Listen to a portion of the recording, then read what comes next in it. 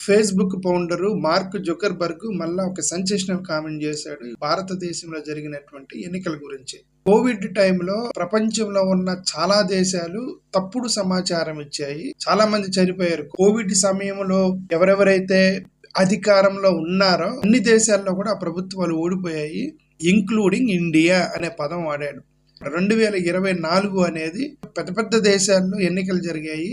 ఇండియాలో కూడా అధికారంలో ఉన్నటువంటి పార్టీ ఓడిపోయింది ఎన్నికల్లో అని ఒక సెన్సేషన్ క్రియేట్ చేశాడు. ఎన్డీఏ కూటమి గెలిస్తే మరి మార్క్ జుకర్బర్గ్ ఎందుకు అన్నాడు ఆ మాట? అందరికీ మళ్ళీ అనుమానాలు వచ్చాయి. యూనియన్ మినిస్టర్ అశ్విని వైష్ణవ్ ఒక ట్వీట్ చేసే ట్విట్టర్లో, మిలియన్స్ ఆఫ్ పీపుల్ ఓట్లేసి గెలిపించినటువంటి మా డెమోక్రటిక్ సిస్టాన్ని మార్క్ జుకర్బర్గ్ లాంటి వాడు అలా మాట్లాడటం అనేది తప్పు అని చెప్పి అతను ఒక ట్వీట్ చేశాడు. Parliamentary committee chairman Nishikant Dubey Facebook తయారు చేసిన కంపెనీ.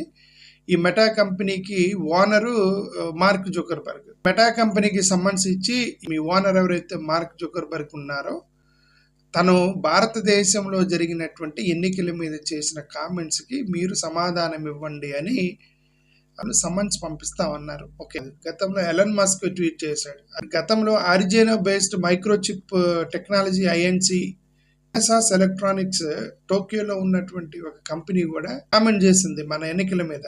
పూణే బేస్డ్ మారుతి బాక్కర్ అనే అతను లీగల్ నోటీస్ పంపించారు. ప్రొఫెసర్ అలెక్స్ హెల్డెన్ మాన్ అరిజోనా యూనివర్సిటీలో తను ఒక వీడియో రిలీజ్ చేశాడు. మొబైల్ డేటా ఉపయోగించుకుని రిజల్ట్ ని మార్చొచ్చు అన్నారు. ఈ 2019లో కూడా ఒక కంపెనీ సర్వే చేస్తే నలుగురిలో ఒకరికి అనుమానం ఉంది భారతదేశంలో. ఇప్పుడు 2024లో ఇదే సర్వే చేస్తే నలుగురిలో ఇద్దరు 100% అనుమానం వ్యక్తం చేస్తారు. మహారాష్ట్ర, హర్యానా, ఆంధ్రప్రదేశ్, ఒరిస్సా 4-5 రాష్ట్రాల్లో అనుమానం వచ్చేసింది.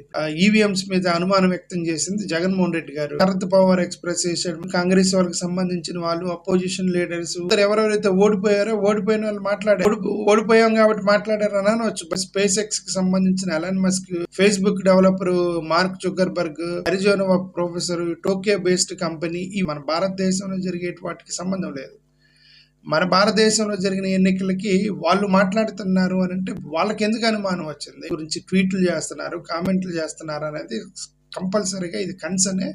ప్రపంచంలో ఉన్న అతిపెద్ద దేశాలు మహా అయితే ఒక 130-140 దేశాలు ఉంటాయి. దీంట్లో 121 దేశాల్లో పేపర్ బ్యాలెట్స్ వాడుతున్నారు. పేపర్ బ్యాలెట్స్ ఇంక్లూడింగ్ అమెరికాలో కూడా వాళ్ళు ఈవీఎం వాడినా సరే కౌంటింగ్ వచ్చేసరికి వాళ్ళు స్లిప్లే కౌంట్ చేస్తున్నారు అమెరికా లాంటి దేశాల్లో. దీన్ని బట్టి చూస్తే అసలు జగన్మోహన్ రెడ్డి గారు నిజంగా ఓడిపోయారా లేదా అనేది ఒక పెద్ద ప్రశ్న. జగన్మోహన్ రెడ్డి గారు ఓడిపోలేదేమోనని మాలాంటి వాళ్ళకి ఎక్కడో అనిపిస్తుంది.